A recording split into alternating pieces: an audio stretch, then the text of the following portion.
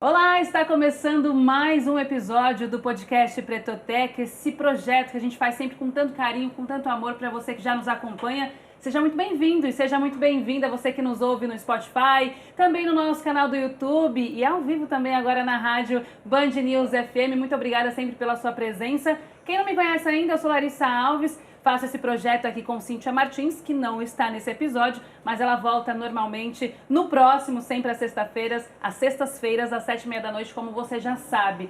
E olha, a gente vai surfar de novo na onda de Beleza Fatal. A novela tá aí, na metade mais ou menos, na tela da Band, essa novela que já é um sucesso absoluto na Max, no streaming e agora também na tela, né? Tem muita gente falando sobre, não tem como, gente. As redes sociais estão completamente abarrotadas de Beleza Fatal e é isso mesmo, porque é um personagem melhor do que o outro. E aqui no Pretoteca, a gente pega alguns desses atores e atrizes também, pretos e pretas, para contar um pouquinho da sua trajetória. Então, pra gente aqui no Pretoteca, a gente vai por esse lado, principalmente. E cada história boa que a gente já trouxe aqui, viu? Até te convido a dar uma olhadinha lá no nosso YouTube, na nossa playlist, porque, olha, tá demais. E o nosso convidado de hoje não vai ser nada diferente. Já vou revelar ele aqui, que está presencialmente aqui ao vivo e a cores com a gente, o Dreyson Menezes. Muito obrigada, viu, por aceitar nosso convite no Pretoteca. É uma honra imensa ter você aqui com a gente. Eu que agradeço, de verdade. Obrigado pelo convite. A gente que agradece, ele que é queridíssimo, ele dá vida ao personagem Marcelo, né, que tem um enredo maravilhoso na novela, muito importante, com pautas interessantíssimas, importantes pra gente debater, claro, mas eu quero começar já no começo disso daí, né, como é que foi todo esse convite para você participar de Beleza Fatal e para você dar vida a Marcelo? Começando bem do começo, assim, o convite, eu trabalhei com a Maria de Médici numa novela muito tempo atrás, foi Rock Story, se eu não me engano. Fiz uma participação muito pequena e ali a gente se conheceu. Em algum momento eu fiz um trabalho para o streaming também, que ela assistiu e gostou muito do meu trabalho, e a gente começou a se falar mais a partir desse trabalho, falou, vamos trabalhar junto, vamos trabalhar junto, vamos trabalhar junto. E nessa novela finalmente deu certo, assim, num momento bastante improvável até, porque eu fiz o teste no Rio para a novela, e quando eu fiz, tem teste que a gente sai com uma sensaçãozinha de acho que rolou. Acho que eu entendi o que esse personagem precisava, o que o projeto queria, e acho que rolou, mas a gente nunca sabe. E eu já estava em vias de vir para São Paulo fazer um musical. Eu fiz durante um ano o musical Rei Leão. Fiz o Mufasa, né? Mufasa. Ninguém menos que Mufasa. Gente, eu tô tão arrependida de não ter visto. Foi lindíssimo. É um espetáculo lindíssimo e a nossa montagem teve um brilho especial, assim, era realmente muito emocionante. E quando chegou o convite, o aceite, né? Tipo, rolou. Esse teste rolou. Eu falei, meu Deus, eu tô fazendo um musical, como é que vai ser? Mas a produção foi muito legal e toparam comprar esse barulho comigo. Eu me desdobrei um pouco, eu tinha 2 dias de folga por semana fazendo um musical. A gente fazia 7 apresentações por semana, de quarta a domingo. E eu consegui pedir algumas liberações do musical, mas foram poucas.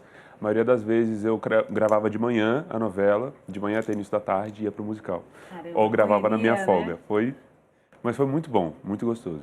É intenso, né? Acho que você vai dando tudo de si, porque é diferente, né? Não tem como a gente não falar sobre isso, que é diferente você tá fazendo uma novela, principalmente essa que tem uma pegadinha de série ali pro streaming, e um musical, né?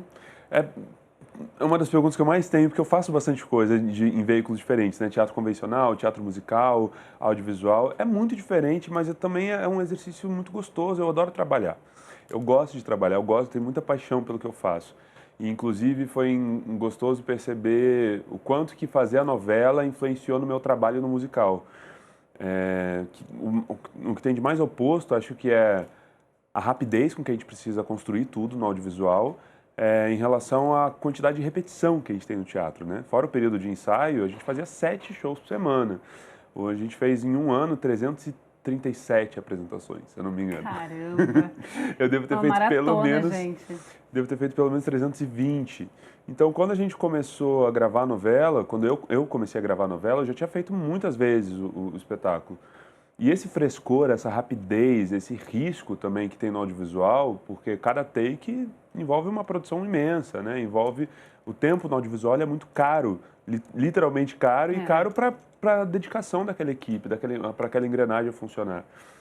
E esse frescor me ajudou, me alimentou no teatro também. Foi muito bom experienciar isso. E no teatro também, você não pode... pode errar, né? Você pode errar, mas aí você tem que improvisar também, né? Se errou na hora, não tem muito o que fazer. O que isso também te ajuda na novela, por exemplo, a gravar o audiovisual? Me ajuda com compromisso, assim, né? Com a dedicação ao ensaio, com a preparação, com o que vem antes. Mas eu confesso que quando eu estou no audiovisual, eu uso as delícias do audiovisual também, que é esse frescor, que é entender na hora, que é descobrir o que seu parceiro vai dar. No teatro você já sabe. Tá tudo ensaiado, né? Eu fiz um musical da Disney, então o espaço para improvisação ele é bem pequeno, né? Mas também tem uma delícia nisso. Eu tive que aprender a achar frescor, a achar prazer na repetição. Eu tinha a vantagem de que nós tínhamos muitas crianças fazendo, muitas, né? São 3 crianças fazendo cada uma, o Simba criança e a Nala criança. Então eram 3 para cada um, no decorrer da temporada entraram mais 2. Então eu tinha esse frescor da troca do ator que estava ali comigo. As cenas do Mufasa eram muitas com essas crianças, então já tinha um elemento novo durante a semana, eu trocava bastante. Mas tinha muita repetição, é a mesma marca, separada na mesma coxia, você troca de roupa no mesmo horário, você maquia no mesmo horário. Então você vai aprendendo a tirar o melhor de cada veículo. Ah, isso é maravilhoso, né? Mesmo que você não quisesse, já entrou por osmose ali, você já sabe exatamente tudo que você tem que fazer, né? O ensaio também faz isso. Mas agora voltando para Marcelo, vamos voltar para Beleza Fatal aqui. Como é que foi quando você recebeu esse personagem, né? O que mais te chamou a atenção nele? Porque é um personagem complexo também. O legal da novela é essa complexidade que ela dá para os personagens, né? Uma complexidade muito boa e também uma grande profundidade, que é o caso de Marcelo, né? Sim. O Marcelo, o que me saltou os olhos de cara era ser um cirurgião plástico, apesar de jovem, bem estabelecido, com seu apartamento, e negro, apesar da novela, eu ia falar espetáculo, né? Da novela não citar isso. Né? E é curioso, você já falou com outros artistas da novela aqui, e em que momento nenhum a novela fala você é negro, você não é. Nenhum. Isso está dado na nossa pele, na nossa performance, e isso traz camadas para os personagens, não é uma coisa sublimada, né? Tá ali, mas ao mesmo tempo é interessante ver o quanto de coisa dá para falar e quanto de coisa dá para trazer para além disso, né? E o Marcelo aparece também trazendo essa complexidade de um cara negro que você não entende exatamente, porque você não vê qual é a história pregressa dele ou como foi, mas você vê um homem negro muito bem estabelecido profissionalmente. Né? E aí abre espaço para as questões dele que são íntimas, que são pessoais, que são sobre aquele relacionamento. O Marcelo construindo a trajetória dele muito através do Átila ali e olhando de longe aquela família muito doida. Né? Tá um tempo naquela clínica, né? na clínica Argento, então ele sabe que tem muitas coisas estranhas acontecendo, entende que a família Argento tem uma estrutura diferente, entende que o filho dele é mimado. No decorrer da novela ele vai se posicionando, ele vai falando. Então, foi bom poder construir esse personagem a partir daí. Né? Como é que eu construo esse cara preto nesse espaço, que ele não, sendo que o personagem não vai falar diretamente sobre isso. Então, eram camadas muito mais sutis, de confronto, de posicionamento, que eu tive que construir, mas foi uma delícia também. Isso é maravilhoso, né? Você já trouxe esse papo do quanto a novela se preocupou em colocar realmente atores negros, colocarem personagens negros, na verdade, em toda essa trama, sem jogar na cara da pessoa, mas colocando ali em lugares que há muito tempo, a gente passou quantos anos, né, vendo novelas em que os negros eram colocados em lugares subalternos, ali, é a empregada, é o motorista, é o segurança, mas a gente vê em Beleza Fatal, é o médico, é o advogado.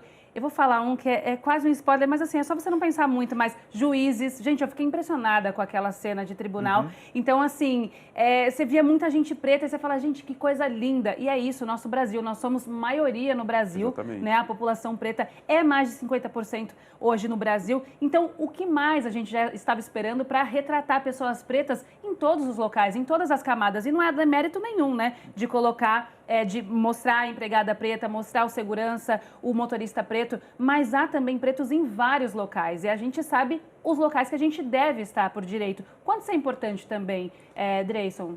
O audiovisual no nosso país, ele forma a gente, né? Forma os nossos conceitos, formam a nossa visão de mundo, formam o que a gente acha que uma pessoa negra pode ou não fazer, onde que uma pessoa negra deve ou não deve estar. A gente cresce vendo a televisão, vendo filmes. Então, quando a gente fala de representatividade, apesar de que eu acho que hoje é uma palavra que quase se esvazia às vezes pela repetição, sem profundidade, mas quando a gente fala de representatividade, de fato, a gente está falando disso.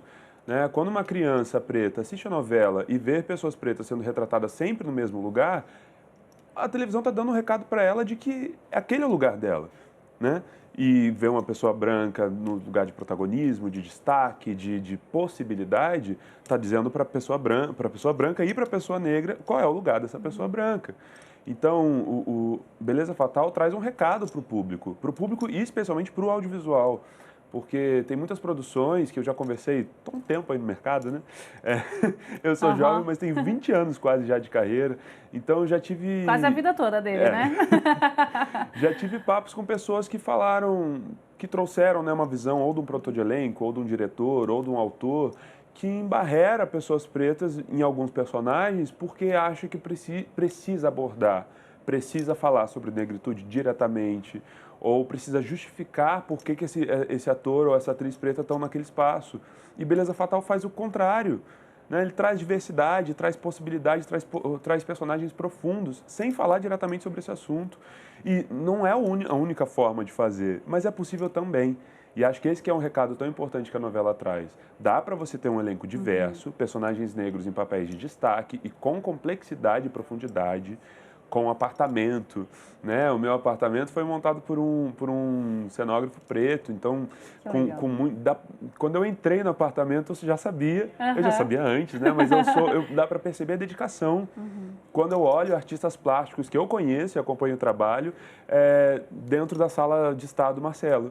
Sabe, quando eu vejo de Saturno um quadro dele que está pintando um amigo meu, o Ícaro Silva, estava pintado num quadro pelo olhar e pelas mãos desse artista plástico numa casa que vai compor o meu personagem, sabe? Isso é muito bonito, isso é muito importante, traz uma série de camadas. Você vê as pessoas que assistiram esse personagem, pessoas pretas especialmente, que assistiram esse personagem e falam, cara, eu posso ter um apartamento desses, né? Isso faz sentido para mim. Posso ser um médico, né? Posso ser um médico cirurgião e bem-sucedido.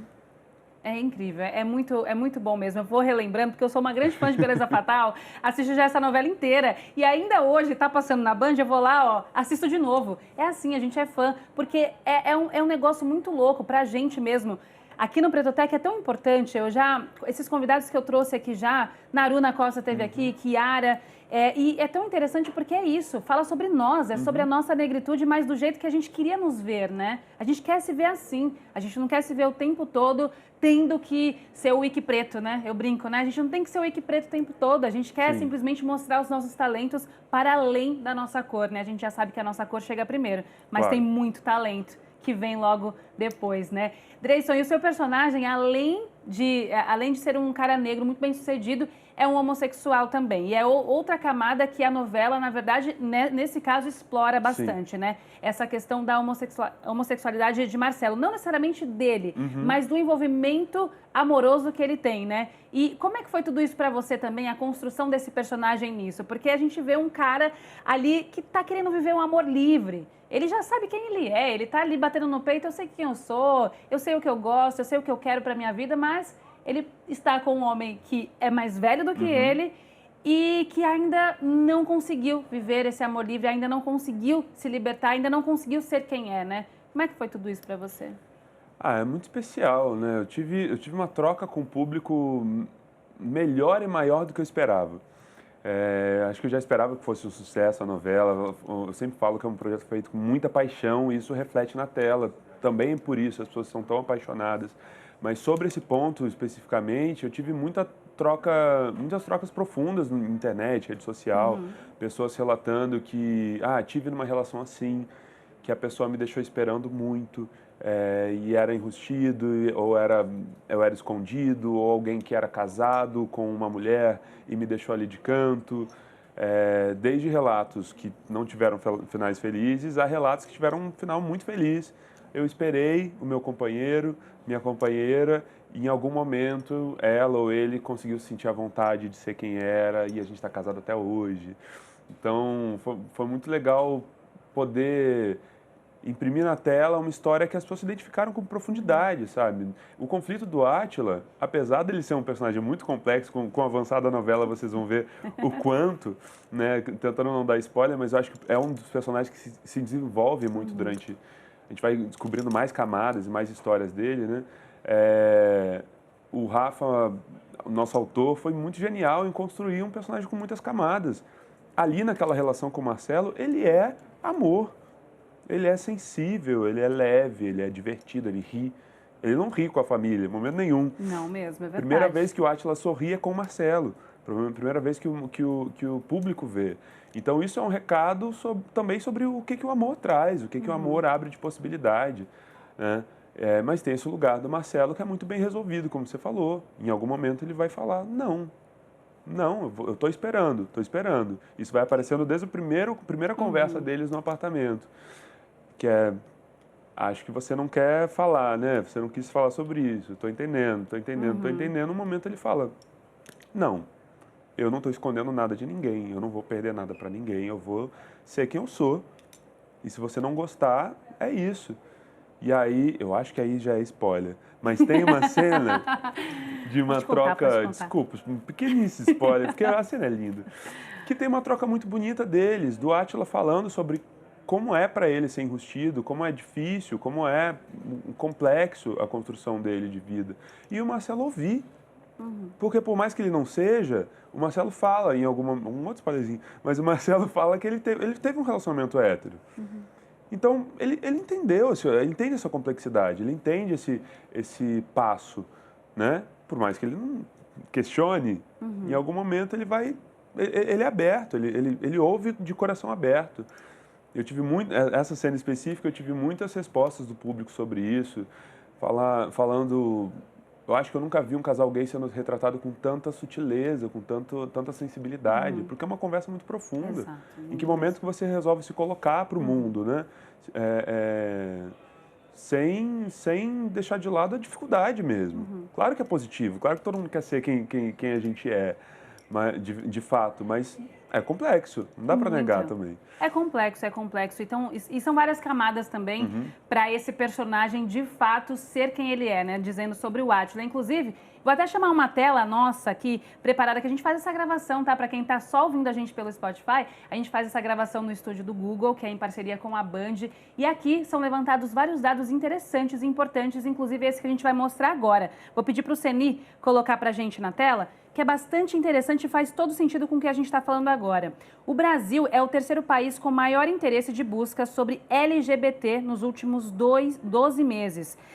E no Brasil também é o sexto país com maior interesse de busca sobre homofobia nos últimos 12 meses. Então a gente está vendo que realmente o Brasil tem uma grande parcela de buscas, claro, por esses dois termos. Mas aí, olhando pelo esse gráfico que a gente está olhando agora na tela, pode encher a tela, Ceni.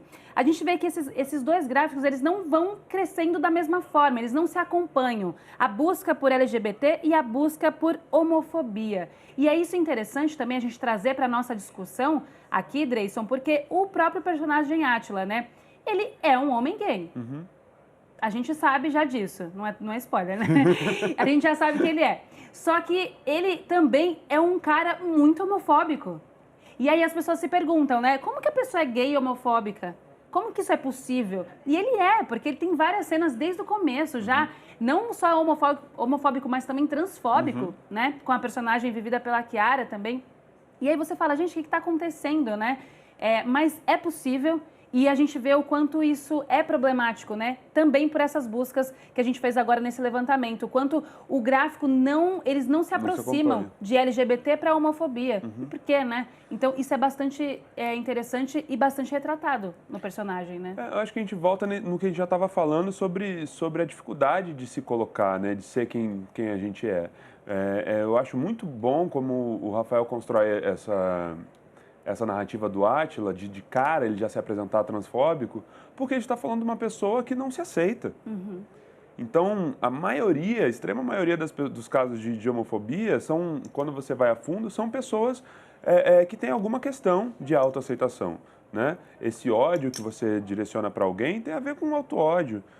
Então, auto-ódio é um assunto que a gente discute dentro da nossa comunidade negra, dentro da comunidade LGBT também, que são pessoas que não se percebem, não se aceitam ou de alguma forma conseguem se condicionar, como é o caso do Átila. Uhum. Ele consegue se colocar socialmente de uma forma que ele tem uma passabilidade, se ninguém souber da intimidade dele, ele passa como um homem hétero, é um homem cis.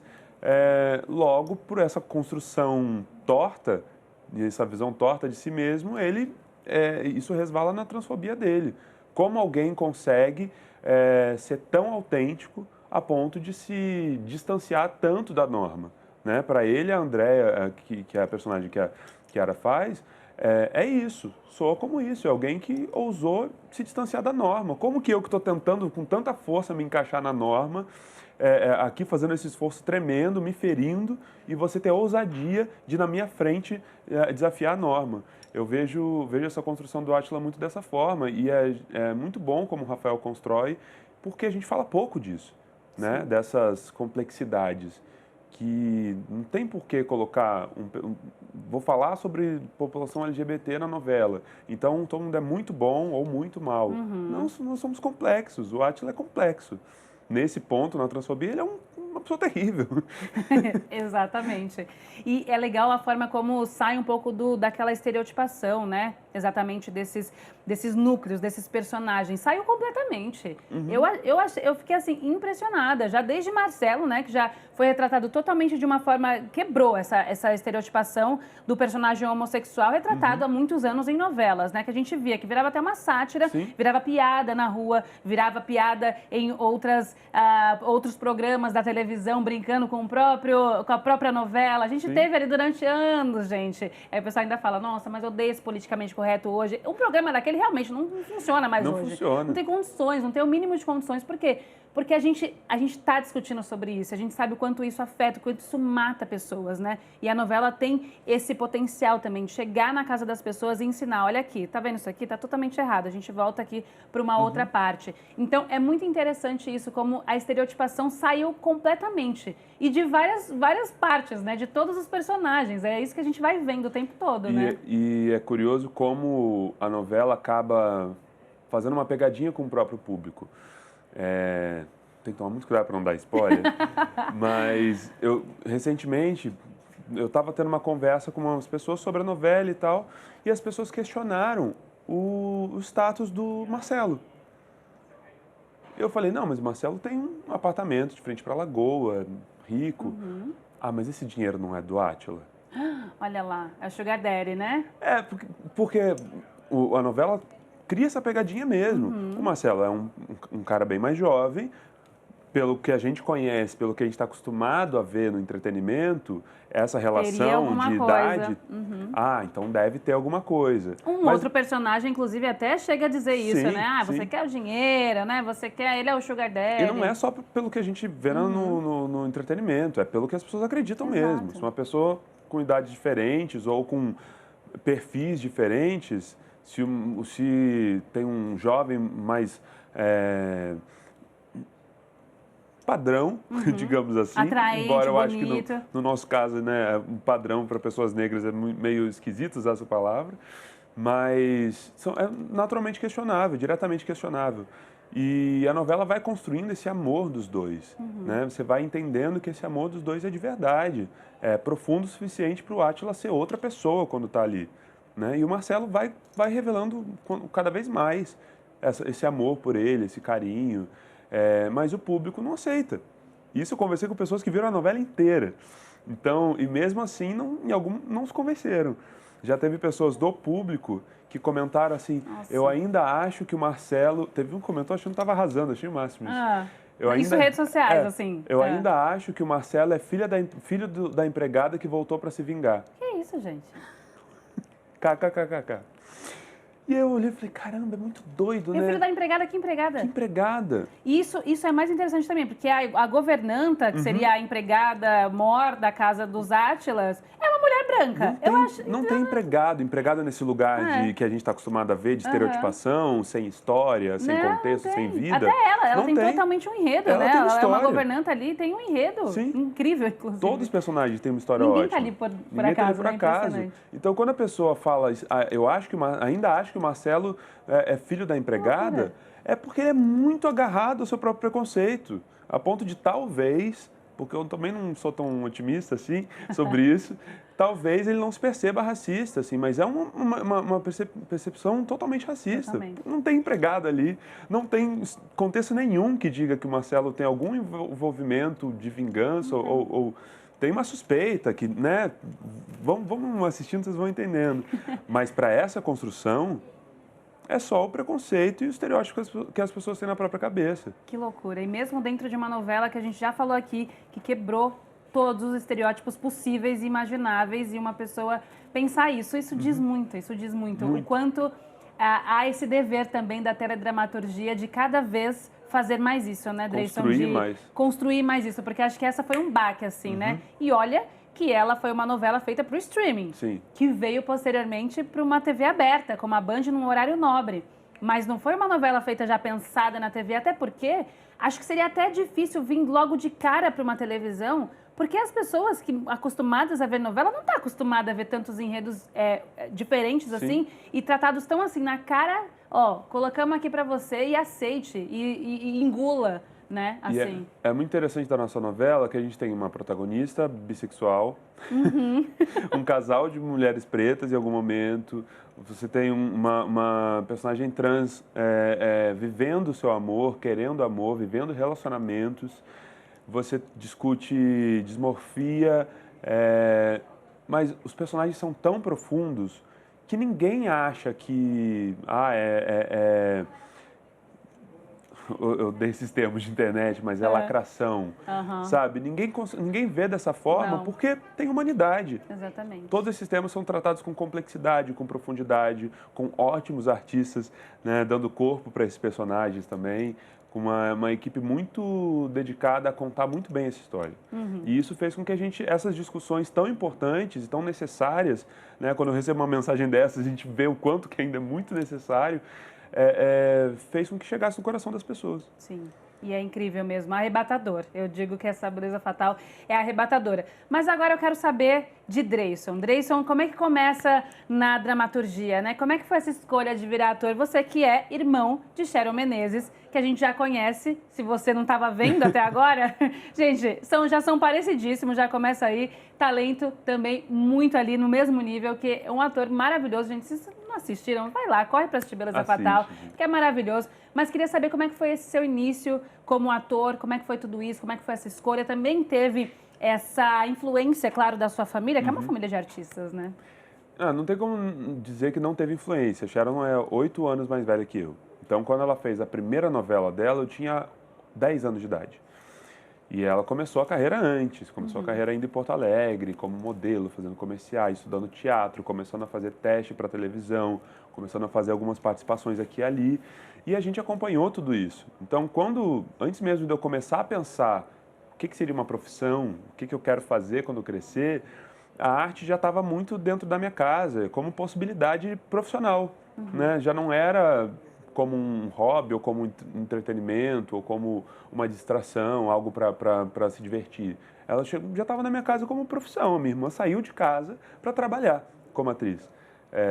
Veio para o Rio de Janeiro, foi para o Rio de Janeiro. Então, eu fui crescendo muito conectado com isso. Eu estudei violão, eu fiz aula de capoeira. Minha mãe sempre pensou em formação mais ampla possível. Falava, minha função é colocar vocês em contato com tudo para vocês verem o que vocês querem. Então, eu estudei computação, inglês, violão, dança. E eu quase comecei como dançarino, que era o que na época eu achava que eu gostava mais. Mas quando chegou o teatro, eu falei, cara, o teatro é o que mais me permite juntar as coisas. Que eu já gostava de música, gostava de cantar, gostava muito de dançar, ainda gosto. E o teatro apareceu como, eu acho que eu vou por aqui, porque é o que me permite levar os outros juntos. Saio de Porto Alegre, já trabalhando em Porto Alegre, fazendo teatro profissional, vou para o Rio de Janeiro para fazer faculdade, que essa era a única cobrança da minha família, não importa qual faculdade, mas você vai fazer o seu ensino superior. E aí eu vou para o Rio de Janeiro para fazer a faculdade, a mesma que a Sharon se formou. E aí só cresce minha paixão pelo teatro. E no teatro eu tive a chance de produzir, dirigir, montar cenário, carregar equipamento. Eu fiz de tudo. Eu gosto de dizer que eu sou um operário do teatro. Então a minha paixão pelas artes vem de estar muito dentro de vários processos. No audiovisual demorou um pouco mais, porque é um mercado um pouco mais fechado. No teatro eu fui arrombando as portas, assim, me produzindo, criando meus projetos também. Eu tenho uma companhia chamada Coletivo Preto, no Rio de Janeiro. E no audiovisual eu comecei a conseguir trabalhar bastante, acho que lá por 2021, 2022. Trabalhei com quase todos os streamings que a gente tem no Brasil. Consegui dar essa circulada boa, mas acho que Beleza Fatal é o trabalho que me dá essa visibilidade, assim, esse alcance muito diferente do que eu tinha tido antes, de andar na rua e as pessoas, Beleza Fatal, Marcelo, vou contar pro Átila. Esse lugar, acho que só Beleza Fatal me deu mesmo. Você falou sobre essa questão de o mercado fechado, né? Como é que você enxerga e como é que foi também na sua trajetória, né? Esse mercado da teledramaturgia, do audiovisual também. Você acha que também por ser um homem preto, isso de alguma forma, em algum momento, foi questão? Sim, com certeza. As nossas possibilidades são menores, assim, e é muito doido. Às vezes eu converso com amigos meus brancos que não conseguem olhar para isso, às vezes. Uma vez eu exemplifiquei, eu falei, olha, um teste de publicidade. Tem um grupo, um teste de cerveja, sei lá, nesses comerciais grandes. Um grupo de amigos, 5. Um é negro, porque muitas vezes isso vem no roteiro. Fala, você vai testar? Se a gente estiver no mesmo teste, você tem 4 possibilidades de entrar. Eu tenho uma. Se você não conseguir olhar para isso e entender o quanto que isso influencia a nossa carreira, ele falou, caramba, eu nunca tinha pensado nisso. Eu falei, pois eu olho para isso o tempo inteiro, eu me deparo com isso. Desde que eu comecei a fazer publicidade, fazer teste para audiovisual, né? Os nossos lugares, nossas possibilidades de mercado são muito circunscritas. Né? No teatro também, quando vai pauta dentro de um teatro espaço físico, né? Nesse semestre a gente já teve tantos espetáculos pretos, então você vai entrar nessa agenda ou vai competir com uma companhia dos seus amigos, uma outra companhia de atores pretos, né? Então, esse lugar é muito, para não dizer, né, coisas muito mais profundas e diretas que às vezes a gente recebe de atravessamentos raciais, mas se a gente for para o amplo, para o que é inegável, que é para além da experiência particular, isso é estrutural.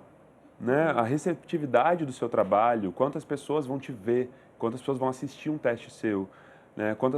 Quantas vezes vão te chamar para ter acesso à possibilidade de fazer um projeto ou outro. E isso está antes de conhecer o meu trabalho. Então isso tem a ver com a cor da minha pele. E aí cada artista que tem que se virar e tentar conseguir formas de burlar esse sistema, porque esse sistema está posto. Isso não tem como negar. E você acha que desde quando você começou já teve uma mudança em relação a isso, em relação a dar mais abertura, a trazer mais diversidade, não só diversidade, mas incluir mesmo, né? Ir atrás desses atores, não só por retratar uma pessoa preta na televisão, né? Ou entrar ali porque, precisa desse aqui. Você acha que já teve uma grande mudança ou a gente ainda está caminhando a passos muito curtos? Eu acho que teve Eu estou acompanhando esse mercado há muitos anos, então nesses muitos anos, 15, 20 anos, dá para falar já em grande mudança. Mas eu ainda acho que a gente está muito aquém do que a gente precisa. E essas duas coisas, elas estão juntas. Porque a gente veio de uma situação muito ruim, né? De você andar na rua, você não via... Às vezes você podia andar por uma grande avenida e não ver nenhuma grande publicidade com pessoas negras. E isso na época que minha irmã começou a trabalhar com isso, que a minha mãe falava sobre isso. Falou, olha, não tem. Olha, a sua irmã é a única. Então, eu ouço isso e percebo isso desde criança. Então, hoje, isso teve uma grande mudança. Mas ainda é muito aquém do que a gente precisa, da representatividade real de 60%, mais 50% da população. Né? Então, acho que a gente começou a dar alguns passos para trás. Acho que teve um boom quando os streamings estavam produzindo muito no Brasil, que teve uma questão que era mecânica quase. Tinham muitos os streamings e muitos projetos sendo produzidos ao mesmo tempo e não dava mais para pegar a mesma meia dúzia de atores pretos e pretas que se colocavam em todos os trabalhos para dizer que tinha gente preta. Então esses artistas já estavam trabalhando, tinham muitos projetos gravando ao mesmo tempo, o mercado abriu para mais atores pretos. E acho que foi nessa pegada que eu entrei mais. Vi muitos amigos e parceiros meus, parceiros e parceiras entrarem mais. E depois dessa desacelerada que os streamings deram aqui no Brasil em relação à quantidade de projetos que são gravados ao mesmo tempo, caiu de novo, especialmente para pessoas pretas. Então, por mais que você ainda tenha personagens pretos em destaque, você tem menos em quantidade. Então, você volta a ter repetição dos mesmos artistas, né? Que isso é um perigo, porque como é que nós, artistas, a gente se especializa e melhora se a gente não tem repetição? Né? Você pode puxar na cabeça, você público, alguns atores e atrizes que tiveram um personagem de destaque, alguns protagonistas, e de repente você fala, ué, cadê? Enquanto artistas brancos, você faz um protagonista, é certeza de que você se estabelece durante muitos em outro anos, lugar. exatamente. Né? Eu costumo levantar muito essa discussão. Para nós, artistas pretos, se estabelecer é muito difícil. Por mais que um ou outro tenhamos acesso a papéis de destaque, a trabalhos que nos deem destaque, a construção de uma plataforma mesmo, daqui eu não desço, daqui eu vou para cima, onde eu estou para cima, para atores pretos isso é muito, muito mais complexo. É muito triste, né? Porque também há um interesse da própria empresa, da própria indústria, né? De não só seguir um momento em que isso está no ápice, né? Mas de realmente ver a mudança acontecendo e fazer a mudança mesmo, ser um agente de mudança. Sim. A gente vê empresas hoje, né? O pessoal até fala, estão discutindo sobre isso, o esvaziamento de trazer diversidade para as empresas. Nossa, tem várias empresas que entraram com vários programas para a diversidade e agora estão deixando de ir lá, e grandes empresas, Muito né? triste. Estão deixando de lá, falando, não, agora já né, esfriou um pouco o tema, a moda já passou. E agora a gente deixa para lá. E isso é horrível, né? Isso é horrível porque ninguém entendeu nada. A gente vê que os passos estão curtos e estão, às vezes, retrocedendo, porque a gente vê que muita gente não entendeu nada. E os passos que a gente viu serem dados com mais profundidade, mais firmeza, tem muito a ver com pessoas pretas em cargos de liderança. Né?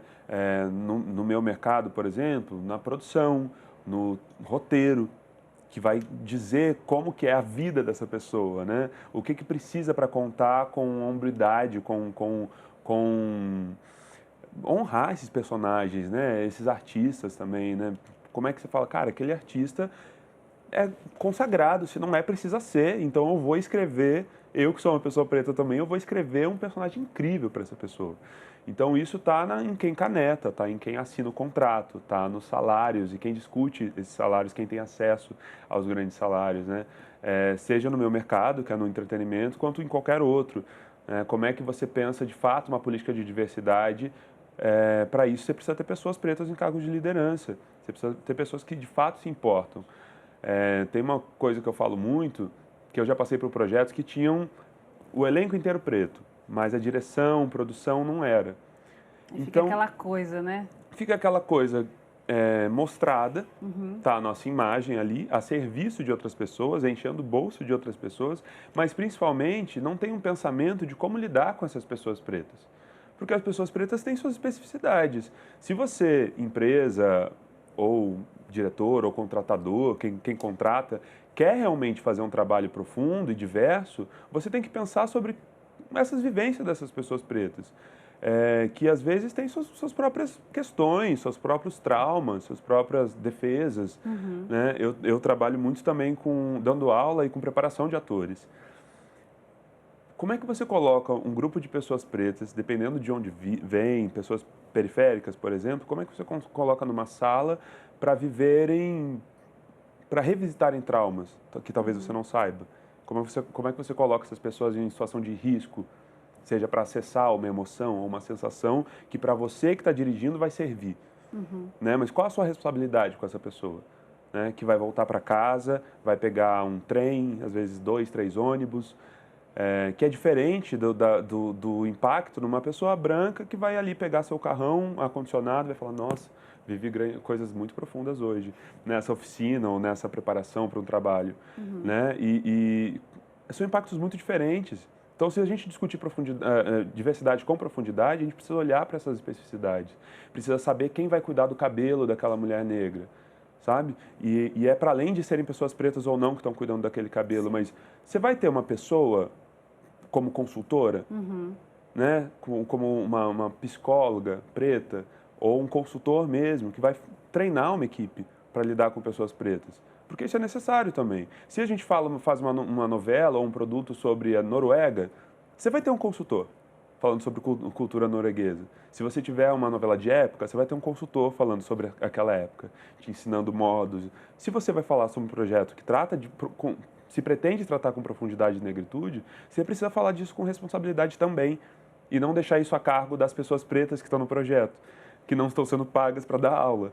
Né? E muitas vezes a gente é visto nesse lugar. Exatamente, falou tudo, é exatamente isso. A gente trata muito aqui no Pretoteca, na Band News FM como um todo, sobre a diferença de diversidade e inclusão. Não adianta você colocar um monte de preto numa sala, trazer um monte de diversidade, se você não inclui essas pessoas, se você não faz essas pessoas estarem confortáveis no ambiente que elas estão, né? Então não adianta nada. E na dramaturgia a gente está vendo já com os seus exemplos que é exatamente a mesma coisa. E também isso fica nítido para o público, né? Nítido para quem assiste, o público que está se identificando, né?